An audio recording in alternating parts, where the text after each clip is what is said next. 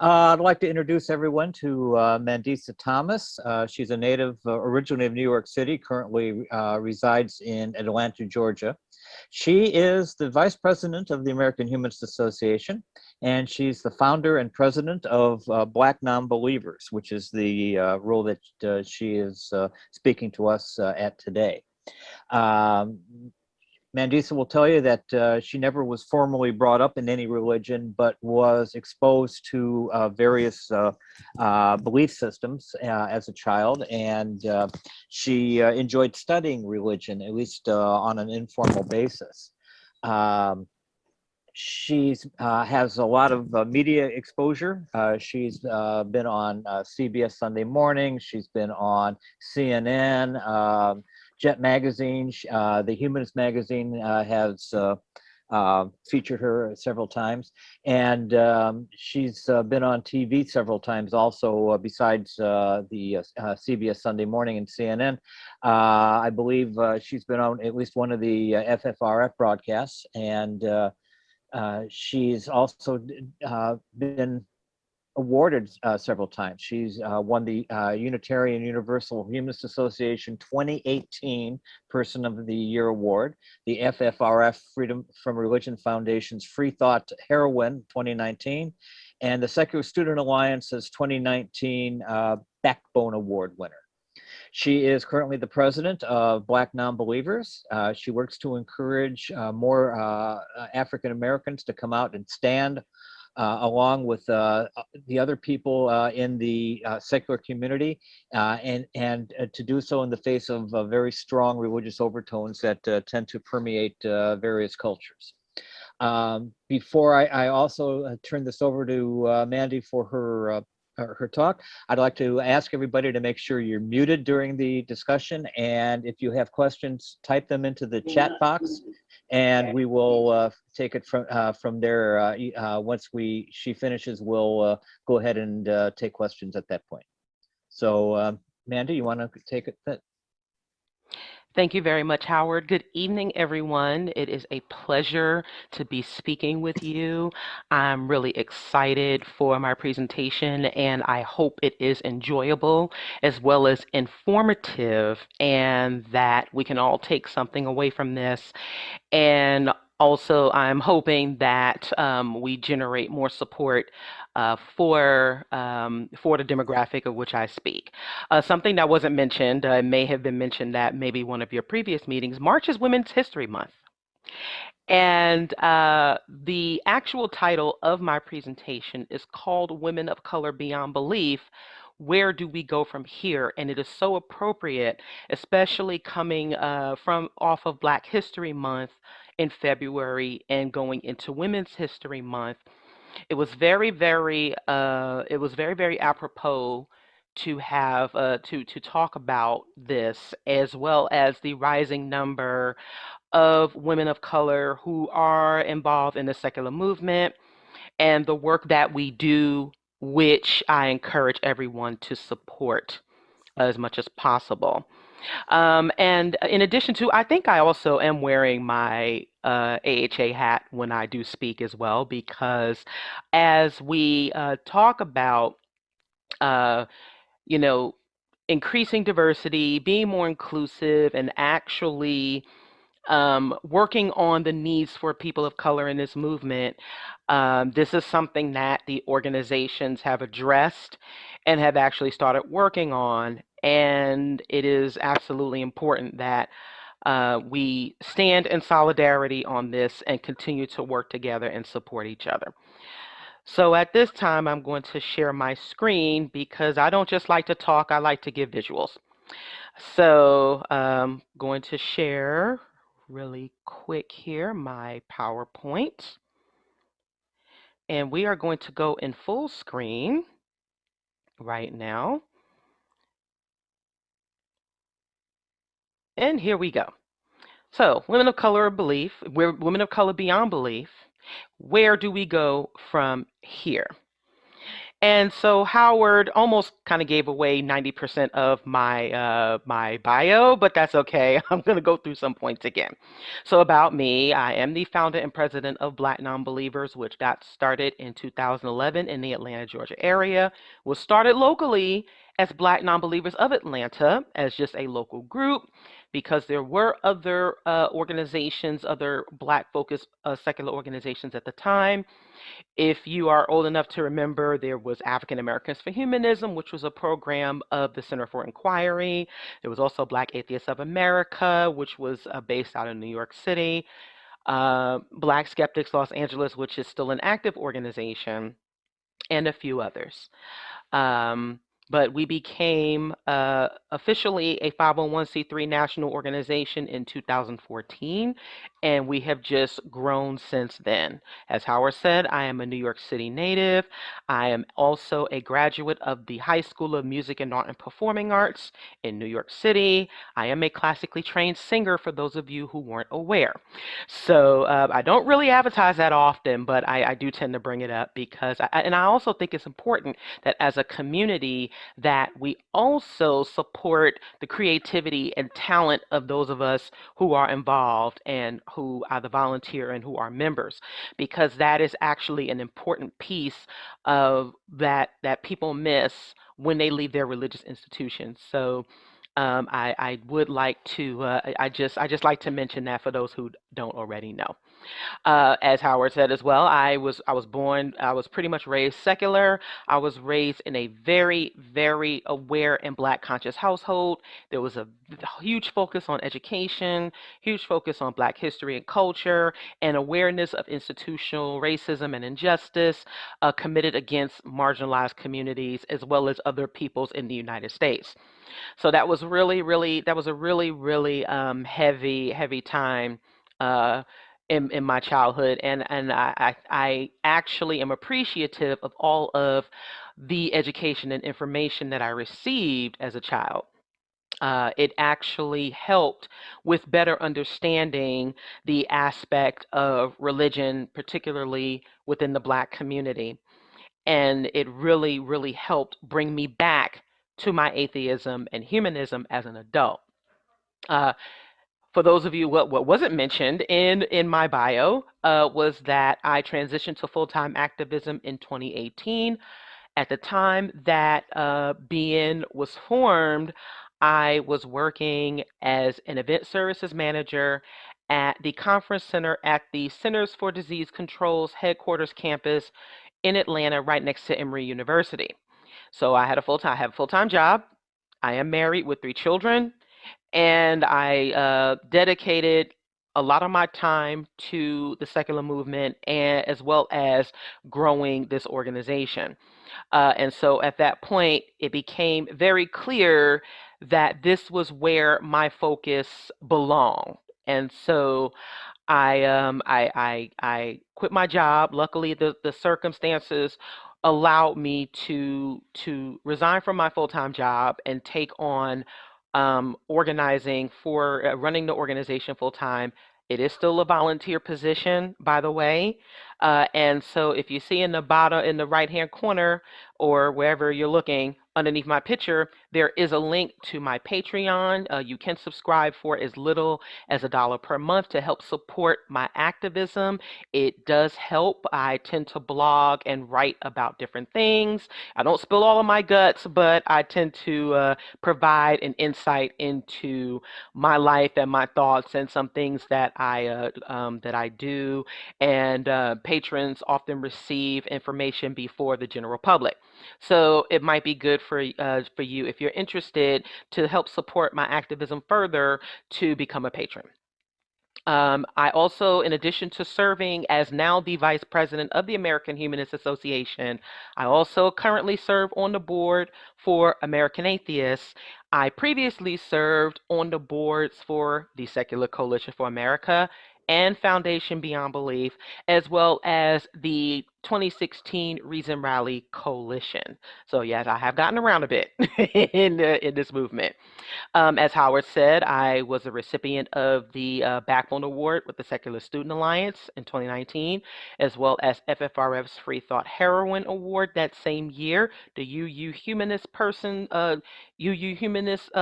Association's Person of the Year, and recently was the co-recipient of the Harvard Humanist of the Year Award, along with Sikivu Hutchinson and Ijoma Oluo.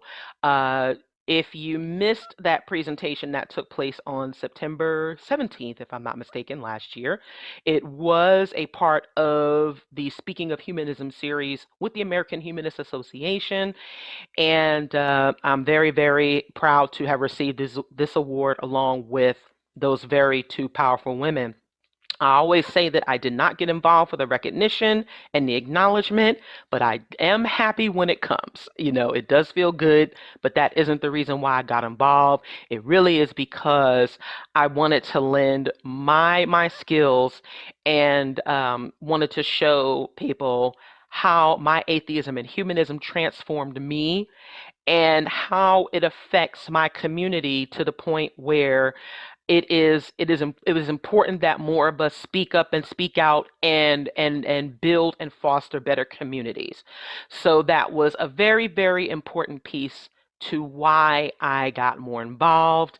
And many people who have engaged me can tell you that yes, I tend to be very, very forthright and just very, very dedicated. And I really don't take much shit. So we just go from there. But uh, one of the advantages to having a background in both events and event services, and I also have over 20 years in hospitality experience, customer service, hospitality, what have you, and working with people, is that Black Nonbelievers as an organization is very, very event focused. We are very, very we do host a lot of events. Of course, with COVID, we have taken to online events like most other organizations, but we are very focused in-person engagement and actually putting on our own events as well as collaborating on others. So here is just a partial list of our major events and programs over the years. We first held a Reason Rally after party in 2012, which featured rapper Graydon Square in Washington, D.C. We collaborated on the Blackout Secular Rally in 2013 with Black Atheists of America, which took place in my hometown of New York City. We celebrated our 5th anniversary in Atlanta in 2016. In 2017, we launched our Being Changes Lives campaign, which is a collection of testimonies and experiences from members and allies who shared their journeys with leaving religion, as well as their engagement with Black nonbelievers, because over the years, we have had members tell us that not only has our organization changed their lives, but also saved them. And so we wanted to start documenting from our members how this has been important to them. And of course, this helps with our work because it can be challenging at times, but it is worth it to know that people have found us and that they are finding community and finding better connections and finding their voices as a result. We started with our cruise conventions, which are now titled BNCCon in 2017. In 2020, we launched our True Liberation Billboard campaign, which was co-sponsored by the Steeple Free Thought Foundation. The slogan is "Free yourself from religion and find true liberation." And that came on the heels of our Black family discussion that we held online on YouTube and Facebook in July of 2020. We also co-sponsored the Zora Neale Hurston Scholarship along with the Secular Student Alliance last year. And earlier this year, we celebrated our 10th anniversary partially in New Orleans and partially online.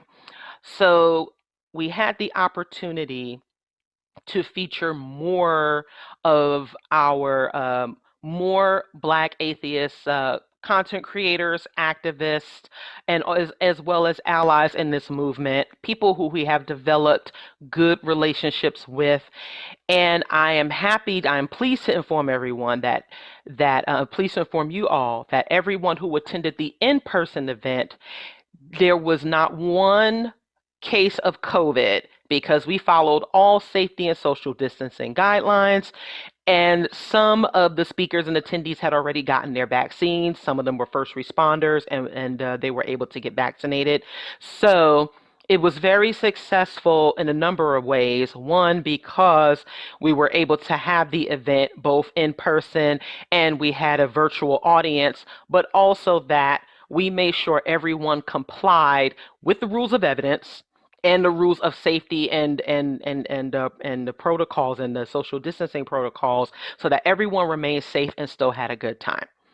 So, and I'm happy that we set a good precedence for the future, because this past year many of our all of our in-person events were placed on hold, which did a number on all of our organizations. I would say more emotional than anything else, because we like to gather in person, which is really, really valuable to our communities. So as we are trying to move forward, and as we are as more people are getting vaccinated, and as we are looking towards events in the future, we definitely wanted to at least try to set a good precedence for how this can work, and building off of doing better hybrid events in the future. So that was a very, very, it was an amazing event.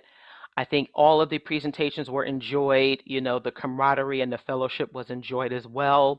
New Orleans is one of my favorite cities now. It is actually the birthplace of my maternal grandmother. And so it has a special place in my heart. And I was really, really happy that that went over very well.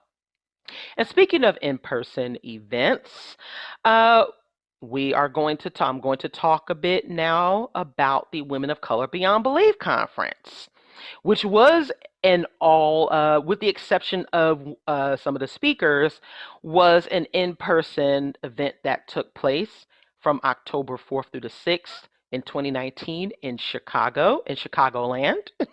And it was presented jointly by Black Nonbelievers, Black Skeptics Los Angeles, and the Women's Leadership Project. And it was the first ever event to feature all women of color, atheists, humanists, freethinkers, skeptics, secularists, all women of color beyond belief as presenters. It was the first event of its kind. Now, there have been all sorts of women's conferences, Black women's conferences, and women of color conferences, conferences for women of color that feature women of color, but it was the first one that featured all speakers that were non-religious in nature. And this is very, very monumental. And it is monumental for me because in the 10 years of my activism in this movement, I have been fortunate to have engaged a number of people from different backgrounds, many of them who are women of color, who are working in various organizations, as well as doing as well as who have their own initiatives. And it is important that we all know who they are, and that everyone knows the work that they do.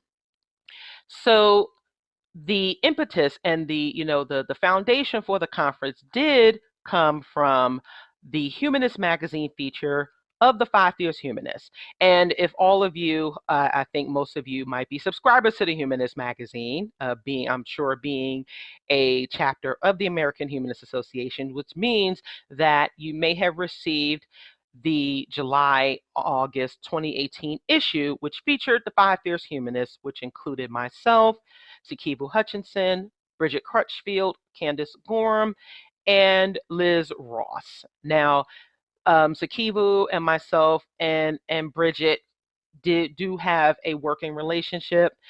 We've developed this relationship over the years through our respective organizations. And one night we were brainstorming. It was just after the Secular Social Justice Conference that took place in Washington, D.C. that year. And having done events separately, now BN has featured Sakivu. We featured Sakivu as a speaker in 2013 in Atlanta. But through our respective events over the years and building our working relationship, we actually decided to put forth a Women of Color Beyond Belief conference that was by us and that featured us. And this was the perfect opportunity to build on that issue, which featured our voices. I think this is the first time that multiple women of color beyond belief was featured on any magazine. Now, I know that AHA has featured Alice Walker previously on the cover, but it has been very few and far in between to see women of color featured, and especially on a cover and as a cover story. So that was the foundation that it was built off of, because we aren't the only 5 women who are active in this movement. And so it was important for us to build and expand on that. So the goals for the conference, and also overall with our work, but particularly for this conference, were to highlight the perspectives and the work of women of color in the secular movement. It was also to increase the visibility and opportunities for women of color in the secular community. And I will talk about that later, especially as, again, the subject of diversity and inclusion always comes up. And also to encourage future support for these women, the organizations that are facilitated by people of color, for example, Black Nonbelievers, and also those who support people of color within their organizations. And this is very, very important. And those were definitely the goals for the conference. I mean, of course, there were more, but those were the main 3. So some of the topics of discussion at Women of Color Beyond Belief were criminal justice and reform, coming out as atheists, end of life preparation, which is still a very, very important subject, intersectional feminism, relevancy of the secular movement to women of color, organizing parenting, surviving domestic abuse as a non-believer, and much more. Now, these are issues that definitely affect women disproportionately, not just within the secular movement, but also as a whole. And it was important for us because at many events, there's often a emphasis and a focus on science and state church separation, which is absolutely important. But it is also important to expand that and show how there are other areas in the world and in society in which we are impacted, and as a community that we can help each other with. And these are issues, again, that directly pertain to marginalized communities and that affect us. So it was important for us to, for the women, for those of us to speak on that. And in addition to the presentations, we also partnered with Foundation Beyond Belief on the Secure the Bag service project, which we call Secure the Bag, because and it was to we packed thousands of meals to benefit marginalized communities, primarily people of color in the Chicago area. And conference participation was preferred, but it wasn't required. And the reason why we decided to incorporate this is because as a conference that definitely highlighted women of color, and to show that we are not only focused on the words, but we do encourage action. So we definitely wanted to put our own spin. And I will tell you that service projects actually were implemented by the Pennsylvania State Atheist and Humanist Conference back in 2015. And that also was expanded to the American Atheist Conventions in 2018. So we continued that. We did sort of expound on that, collaborating with the other secular organizations to try to incorporate that service piece into the conference, which I think is actually very good because, especially after you're kind of sitting there for a while, you have the breakout sessions. It's kind of good to, it was good to be active also in doing something good in addition to the conference. Some of the sponsors for the conference, you see some of your major organizations here, including the American Humanist Association, Secular Woman, Foundation Beyond Belief, as I mentioned earlier, Secular Student Alliance, Freedom from Religion Foundation, who was our major sponsor for the event, and other organizations as well as individuals. And we appreciated all of their support because one thing that we included at the indie conference were meals.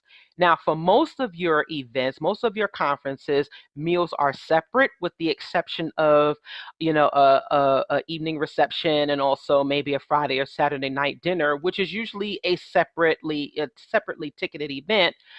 We included. We included breakfast, lunch, and breaks for the first day, and breakfast and breaks for the second day, and we made the ticket cost. We tried to make the ticket cost as affordable as possible, and so these sponsorships were very, very important to help subsidize the cost to put on the event. And one of the reasons why we wanted to include that is because, as a mother, as someone who is on a limited budget at times, we know we wanted to take we wanted to be inclusive and be mindful of the fact that sometimes, people may have to plan out and budget these events. And so to have that included was actually a good piece to community building, and actually to help bring more people together, and so that they don't they don't have to scatter too much. So it was a good, it was actually a good part. Of course, food always helps, right? Food is great for any event, but we definitely wanted to have that as an attractive feature for attendance. We also had childcare for any. We actually only had one person who utilized childcare, but it was available. And something else that we did implement, which I think is important, is a payment plan for the conference, because for the most part, most ticketed events, you have to pay the admission in one lump sum.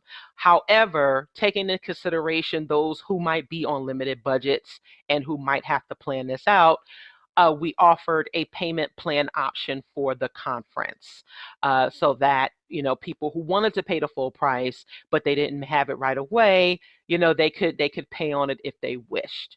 And I think this is something that more organizations could take into consideration to accommodate the needs of people who want to attend. We also had individuals who sponsored admissions for for attendees who might not otherwise be able to afford going to attend, which was very, very helpful. And so really, we just really wanted to take an all around approach to this event, especially because it was so monumental. So, which brings us to Women of Color Beyond Belief 2021, which is this year. Now, of course, as mentioned earlier, we had to reschedule for 2021 due to the pandemic, and which kind of hurt my heart. But you know what? We wanted everyone to be safe. So because the conference was a major success and we received so much good feedback from it, we definitely wanted to bring it back, because there are definitely more women of color who who deserve to be heard from and supported. So we do have more speakers who will be who will be speaking this year. We will also be having some other more interactive sessions. We actually just recently added a streaming option for the event for those who still might want to play it even more safe, as well as adhere to the safety guidelines. So we are planning the event this year. Back in Chicago, back at the same location at the Marriott Chicago Midway. And the same, we actually lowered the costs from last year for the full admission. And we are still offering student rates, childcare, the payment plan option, and of course, sponsorship opportunities. So we will be, again, back in Chicago, and more updates will be coming in the near future. But again, as I said, we have added the online streaming option, which I hope more people will take advantage of should they be unable to attend in person, even if you're in the Chicago area. So now this comes the question of, can anyone attend? So if you saw the flyer that was just on the previous slide, it said come one, come all. But can anyone attend? The answer is yes. Can you see that pretty little asterisk there? The exceptions are anyone who intends to derail the conference focus, believers and non-believers alike.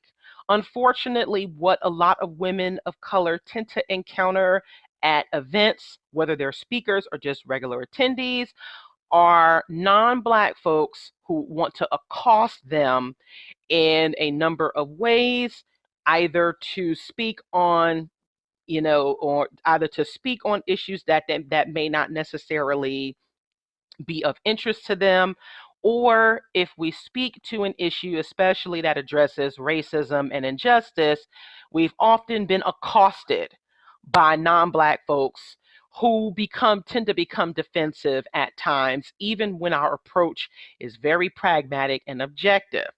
And this is one point of, this is something that is important to me, that as an organizer and as a speaker, that we make sure that what we speak on is, is well received by everyone. It doesn't mean that we're being mean, but we want to be tactful. And, but we do want to make sure that the women feel comfortable and expressing themselves, and they are not being met with defensiveness or any type of hostility. So and yes, we take very seriously people who might be wanting to do that. And as you can see, a familiar face. Who was at Women of Color Beyond Belief last year? Mr. Howard. And I hope you're not squinting to see yourself there, because I think you can. But yes, so as an example of who can attend the conference, some of everyone can. And I thought this was just like absolutely appropriate, because this is such an adorable picture of Howard too. So yes, and the American Humanist Association being one of the sponsors, again, we were very appreciative of that, and and their table was just amazing, and it was just really, really good representation there. So the answer to that is yes, and of course, I don't expect that anyone on this meeting would think that they might be confrontational in any way, but this just might be a good opportunity to perhaps reflect on how you engage people of color in general. And do we still need support? Absolutely, yes. So the website for the conference itself is Women of Color Beyond Belief, or WOCBeyondBelief.com. And there is an option to offer general support, as well as sponsorships, and of course the registration. And you may also find the links to register and support at BN's website, blacknonbelievers.org. And yes, anyone can attend, anyone can participate, and anyone can support. And we hope that you will consider that. So, in conclusion, where to go from here? And the short answer would be that it is important to support these events and what we do. So if you've ever been to your average atheist, humanist, secular, larger event, even if it's a local event, you usually don't see as many people of color there. And I will tell you that it made a huge difference. Anyone who was at attendance for this conference uh, felt you felt the difference. And the difference was that this was a conference that was put together by women of color. It featured women of color, and it brought out more women of color. And what it also did was strengthen the support and the camaraderie from people in the movement. And it really gave everyone there a sense of community, again, support, and just being in a space where they were loved, they were welcome, they were supported, and there really was a sense of healing. There was an older Black woman, Miss Arlena, who I met, and we still communicate from time to time. This was the first time she had ever seen another Black atheist besides herself.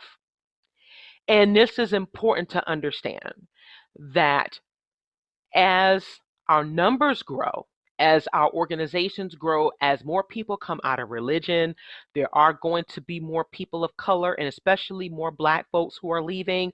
Pew Research just released a new study about religion and Black life. Now, it is still on par with their numbers from about 10 years ago. About 79% of the Black community still identifies as religious, but that 21% of religiously unaffiliated is growing. And so, what that tells us is that there is still a need for direct support and direct resources for those folks who didn't know that there were communities out there and that there are organizations run by and who also support people of color, particularly women of color. And our voices matter, our work matters, what we do is important. Just as in the Black church, women they're the backbone, they're the foundation of the church. But yet it is mostly, and this is changing now, there are more women in leadership now. And there's also somewhat of a shift in their focus. And we're seeing that also within the secular community, is that with not just the number of people of color who are coming out, but as we do enter this community, so should the issues that affect us be discussed and actually be addressed, and there be a good effort to resolve them. And I will say that for myself and for Black Nonbelievers, we weren't going to wait for the other organizations to get on board with the diversity and inclusion that is so desired. We wanted to make sure that we were also doing that work, that it was going to be up to us to bring out more of us, because guess what? We directly engage more of us. And I'm very, very proud of that work that we do, because it really gives much more insight and much more understanding to those who weren't aware of what people of color may go through, especially as we leave religion and as these other societal things affect us. So where we go from here is we continue to grow, and that we continue to challenge our preconceived notions, uh, blind spots that we may have, because as a community that prides ourselves on our intellectual capability, follow the evidence, follow the information, this should be the case with everything that we do. And it is important that those who don't always have the opportunity to have their voices heard, that they are, and that the organizations and people lend and give more support to those who are putting in that work and actually doing so in a way that builds bridges and builds better community. And I am unapologetic when I say that BN has been at the forefront of doing so, because it is important for people to be able to live and be their authentic selves and to grow and to continue to learn and continue to expand. And this is going to be important for all of our organizations. And so when we speak, it's good to listen. When we are putting on our events and we are producing this work, it is good to listen, it is good to support. And that is what it is going to continue. It cannot be one-time efforts. It cannot just be during certain times of the year. It must be consistent. And again, this just will only continue. There will be some challenges along the way. This is never easy, but anything that is worth building is worth the hard work and also working smarter on it. And this is just the beginning. This is just the beginning of hopefully a continued pipeline of leadership amongst people of color, amongst women of color, and for us to have more opportunities that we didn't have before in this community. And so I'm very, very happy to be at the forefront of of this work, and I hope that we continue to get your support in doing this. Before we go to questions, I will do my usual spiel. You can follow and subscribe to Black Nonbelievers on social media. At Facebook, we have a public page, Black Nonbelievers. We also have a private closed group. We are on Instagram, for those of you who are Instagram users, at B Nonbelievers Inc. We are on Twitter at B Nonbelievers with the B and the N capitalized. And we are also on YouTube at Black Nonbelievers Inc. And we also encourage you to donate and support BN. We are a 501c3 organization, so donations to us are tax deductible. I appreciate the donation that Wynn sent in not too previously. But you can visit our website and you can make your contributions recurring monthly. That is there is an option there. For those of you who are familiar with Cash App, we are on there at Black Nonbelievers. We also accept foundation and charitable giving requests. You may also designate a portion of your purchases at Amazon Smile, at Black Nonbelievers. We also now have a stock account with TD Ameritrade. So if you have stock that you would like to give to us, you'd be more than welcome to do that. And we also accept donations through workplace charitable giving programs. The most noted exception at this time is a combined federal campaign.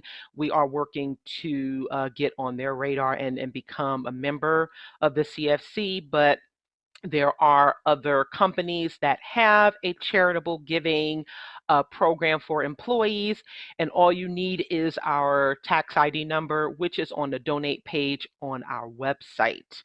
So these are just the various ways. We also have an online store that is on our website. So if you like merchandise and swag, you are more than welcome to order and purchase from there as well, from our online store. The mugs are very And nice. yes, they are. Yes, they are. And so, if you would like to see, we do have the presentations from the 2019 Women of Color Beyond Belief conference on our YouTube channel. So all you would have to do is go there to see that playlist, and you may follow Women of Color Beyond Belief on Twitter and on Instagram at the handles you see there. And so I'd like to thank you all once again for joining and listen and coming to hear me speak on this Wednesday evening. I hope you enjoyed the presentation. I hope you found it informative, and I also hope that you consider either attending, whether it is in person or virtually, this year's conference. And I also hope that you will support, because one thing that is also important to me as an events professional is that there is a bit of style along with substance, and there was plenty of that. And I think there for, again, for anyone who was there, or if you had an opportunity to view the presentations, you had a chance to you really got a chance to see how we work as an organization, and the flavor that I like to put into it, just from I tend to put a lot of my personality into the events and into the organization, and I am very unapologetic about that, because as a community, we need that. It is absolutely important that we incorporate, that style with that substance. And thank you very much. Again, I hope that you will consider your participation this year, and I hope to see you, whether it is whether it is virtually or in person. So, and also, again, continue to support, the women of color who are involved with various organizations, um, in this community. So thank you very much. I do want to one anecdote. Mandisa was talking about the pushback they would get from religious folks. There were maybe one or two, maybe three people who were guests of the hotel where the conference was at, who felt it was their duty to try to proselytize to everybody who was showing up or who was attending the conference. And I happened to have been at the ire of one of them because I was wearing a T-shirt they didn't care for. It was my the Jesus Crust Pizza Company T-shirt, and I think somebody has seen me wear that. And they just wouldn't. We were trying to be polite. Thank you for your opinion. Please let us have our conference, and they just didn't want to go. And it got rather interesting at times.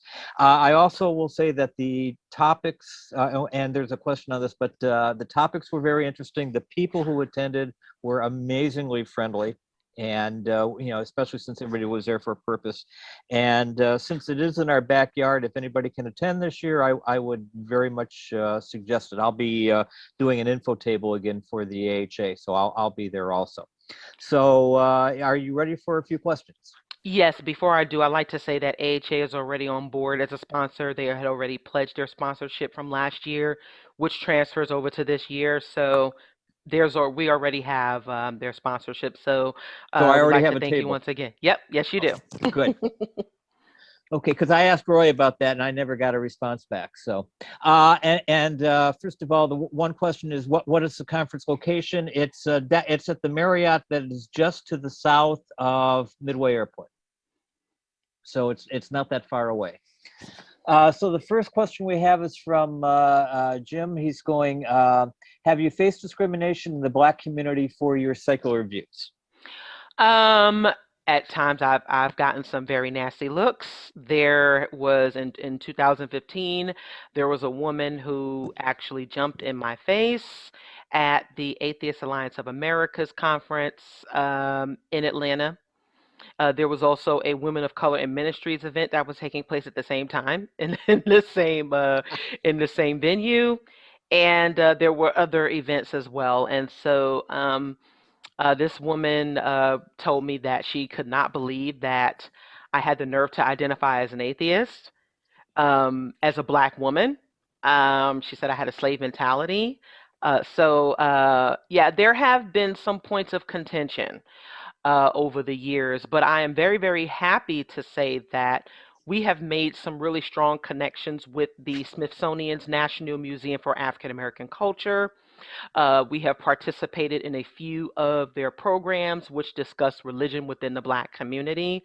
I've also had the opportunity, myself and other being organizers, we had the opportunity to participate in events with the Religious Freedom Center out of Washington, D.C. And also I also participated in an event with the Interfaith Youth Corps earlier in January. As a matter of fact, it was the day before the 10th anniversary event started, the weekend. So we now are starting to reach more interfaith audiences and interfaith communities, and it's it's been very, very interesting. But uh, I would say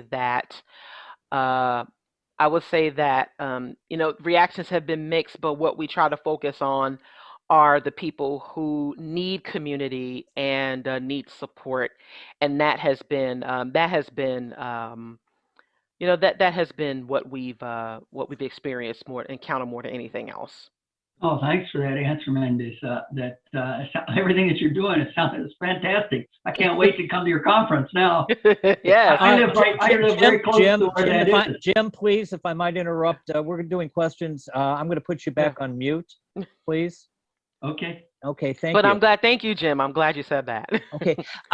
In lines with your comments about your experience with the other lady, we do have a question. Religions often treat African Americans and women so poorly, yet people in those groups so often embrace religion. Why do you think that is? Well, it is a fact that that Christianity in particular was the religion that was forced on the enslaved Africans a couple of centuries ago. So when you understand the historical institution of the church, that and at once and especially with it being imposed during the period of slavery in this country, but once slavery ended, um, there were many churches that provided support for the Black community after Reconstruction, when Jim Crow laws were enacted, when Jim Crow laws were created, institutionalized, segregation was enforced, which disfranchised a number of the Black community. So the church played a huge role, and it was one of the only places where people could find that sense of validation, even though the doctrine itself is absolutely horrendous. So understanding, balancing the resources and the validation and support that the church provided tended to cancel out. And like most people who are religious, they cherry pick what was uplifting to them rather than what was harmful. And when you're talking about a community that has been terrorized, you kind of hold on to what can give you hope. So for many people, the church was that, and unfortunately, it just took on a huge life of its own. And so therefore, those historical factors play a huge role as to why the church plays such a significant role, even with now that doesn't mean that there haven't been Black folks who challenged it, even during slavery. There have always been Black folks who have resisted and who have challenged. And if you have the time, I encourage you to go to the Pew Research's YouTube page and look up the presentation that they did on their most recent study. Because again, when we are going up against some major institutional factors here, and with the conditioning of the church in the community, it can just make it that much more challenging to just ask the question of why do you still believe, because we're talking about a tradition that does go back for it. Now, it doesn't excuse it, but it just helps you better understand. The history helps you better understand. And also, PBS just did a two-part documentary on the Black church. You may want to check that out. It may help better understand why the church plays such a huge role if you know in the community. I was muted myself there. I think this was covered just now, but just in case it's a slightly different bent, Scott wants to know what are your thoughts about the role of church in Black communities as a central hub of social identity, and whether or not this makes it difficult to become a non-believer both personally and socially. I wouldn't say it makes it difficult for one to become a non-believer. It makes it difficult for one to express their non-belief. And also express any. Now there's always that there is a history of criticism and critiques of the church, even among Christians and other religious folks within the Black community.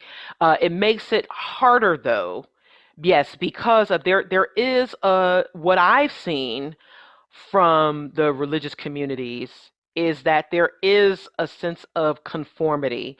There is a sense of having to, it is very much a social focal point when, within the Black community, there's a sense of status and symbolism. There's a lot of there's definitely a lot of elitism, and it's a status symbol if you belong to a certain church within the communities. And it's also a huge part of the networking. If you followed the Senate race in Georgia closely, you saw that now Senator Warnock touted his his reverend. He is the former pastor of Ebenezer, the historical Ebenezer Baptist Church, which goes to show how still very powerful this institution and the touting of the religious aspect is within the Black community. I tend to think that it is one that is, again, lauded based on that sense of tradition, and it does tend to be hindering and an isolating factor for those who are questioning, but oftentimes they may be surrounded by many religious family members and friends, and also not very many Black folks who share the same views or who even openly identify as atheists. So that has often been a challenge over the years. So I would say that it doesn't necessarily mean that one can't, because clearly we've seen a number of Black atheists actually come out and express themselves. But the overall religious climate within the Black community can make it more difficult to openly identify, for sure. Okay. Bonnie has the question: in African American history, liberation, and civil rights, there seems to be directly connected to the Christian church. Can you address this issue in any way you want? Sure. So again, that goes back to the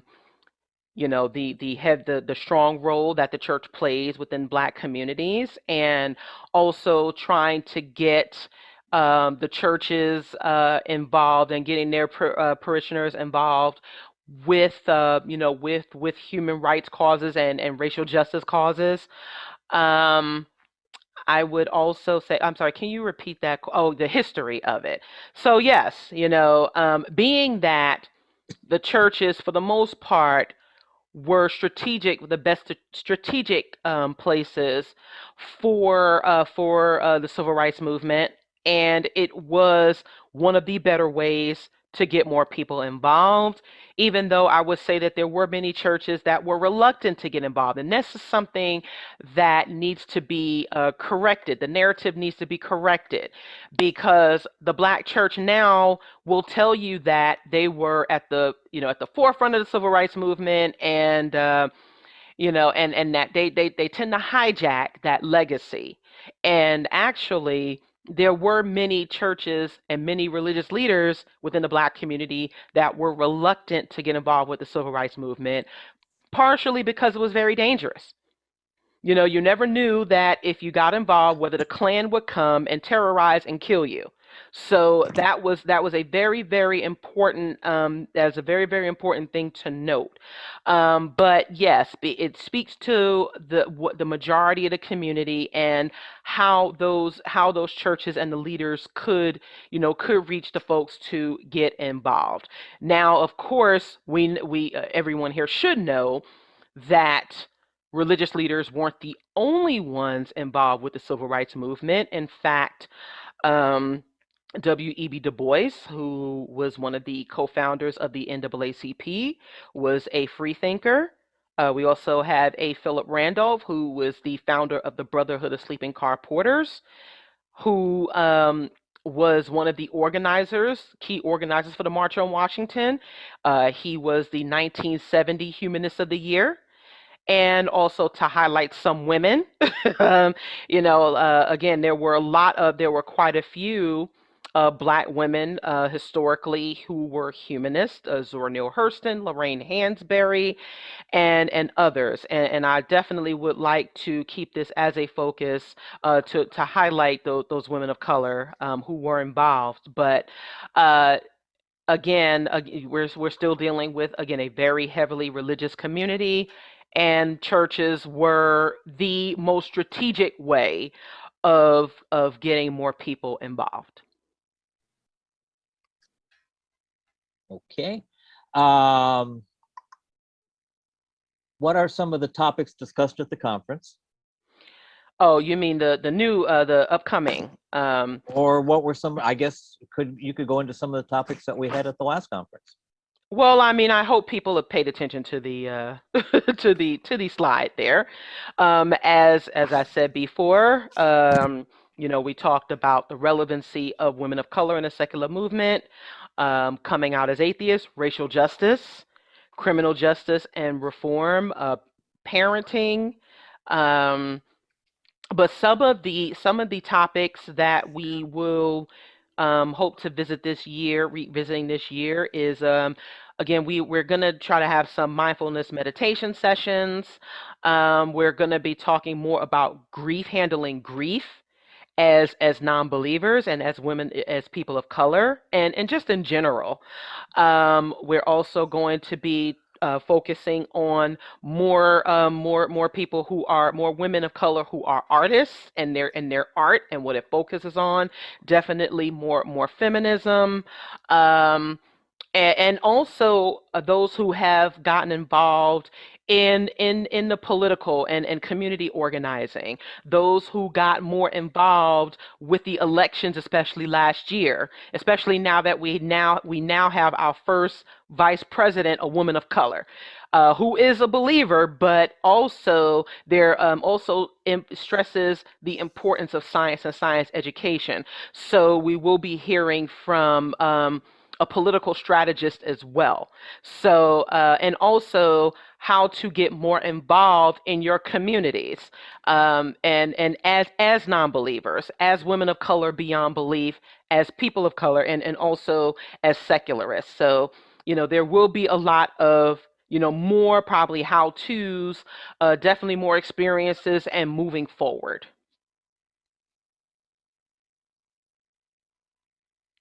We have another question here. If anybody has any more, please send them to me. Otherwise, we'll probably wrap up, very shortly. One question, it's two-parter. It says, how do you promote, quote, huge focus on education? And also, how do you make it enjoyable and also teach end of life preparation? Well, again, like most of how do we promote a huge focus on education? As most of our organizations, we don't just have people take our word for it. We provide references, we provide resources. In fact, if you go to our website, um, in our mission, in our welcome statement, we say that we promote, we instead of accepting dogma, we determine truth and morality through reason and evidence, which does include being educated, and being well informed. So that is a way of life for us. Also, we highlight, for example, one of the 5 fierce humanists who was Candace Gorham is the author of the Ebony Exodus Project. Sakibu Hutchinson is an author of a number of books. So that is, we make that focus on education by highlighting the works by people of color and Black atheists and humanists in particular. We now have a resources tab on our website for recommended viewing and reading. So for those who want to know more, we definitely make those references for people to learn and to be better educated. So the end of life preparation was only one that was only one topic of discussion. It is a very serious discussion. It is one that can be very, very heavy, but the overall conference itself, to be in the presence of like-minded individuals, especially more people of color, made the overall experience enjoyable because you didn't walk away from there with a heavy heart. You walked away from there inspired. You walked away from there knowing that you learned, you have more information than you did when you walked in. And that is the enjoyable part, knowing that it is a combination of getting together. And we had a Friday night reception, we had a Saturday night dance.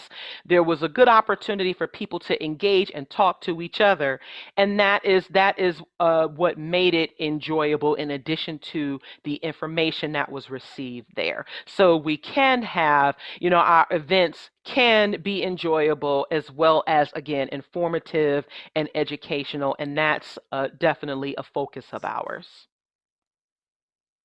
Okay, let's take 2 more questions. The first one is from Bonnie. Would you recommend a book that addresses the history of African American liberation and civil rights that does credit to secular leaders and is less biased towards Christian churches? Absolutely. So there is a book called Black Freethinkers by Christopher Cameron that was released in 2019. He's been featured as a speaker with the American Humanist Association a number of times, as well as Black Nonbelievers. His book is available. We have listed it on our resources tab. So you can find that book. It is a very, very comprehensive and detailed book about the history of secularism from slavery through the civil rights movement, as well as discussing future leaders, myself included. But yes, I highly recommend you getting that book if you haven't already. Okay, and one last one from Scott, going back to one of your comments about your interaction with the angry Christian lady. Yeah, I was trying to be nice about the minister, but he asked, why would somebody think that being an atheist was slave mentality if, like you say, the Christian faith was imposed on Black people? Your question is as good, your guess is as good as mine. Again, we're talking about someone who was very, very emotionally tied to her religion. And so, so for someone to actually, especially for myself as a Black woman, and as I was explaining the premise of the organization and as I introduced myself, she seemed to be more incensed that I was unapologetic, that I was very, very firm with my stance and the fact that I was a non-believer. And again, this goes to the mentality of many within the Black community, that, to be a non-believer is to not just reject God, but it is also to reject your Black identity. And this is something that I didn't mention previously because I know the focus was mainly on women of color beyond belief, but this is something, if you've never had to experience it, there is such a strong emotional tie to religion and Christianity within the Black community, is that to be Black an atheist is to actually, for some, you seem to be questioning your blackness, because atheism is seen, and also humanism has been seen as a very Eurocentric ideology, or a Eurocentric thing, because there are more non-black folks who are represented. That doesn't necessarily make it true, but the overall perception is that because we are still lesser known within our communities, is that we're trying to be like those white people. So that has been something that we have encountered. Again, it doesn't make it right, but this is our this is the feedback that I have gotten, that I have received, and even speaking with other black religious folk, and those who might be on the spectrum of questioning. They may be a bit reluctant, because they have been taught to think that atheism is just something that is tied into white people.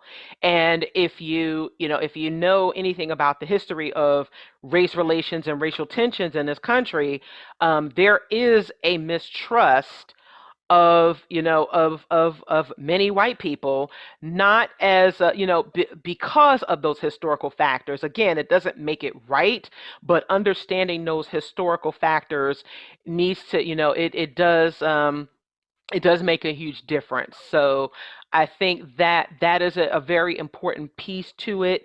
It's an understanding as to why it can be much more challenging. And I will tell you, I actually had a speaking engagement in Macon, Georgia, in early last month.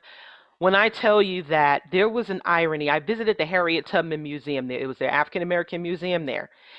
And when they go, I mean, it is such a very, very, there is there's an exhibit of the historical churches there. Um, and it is extremely religious. The black community there is very, very religious.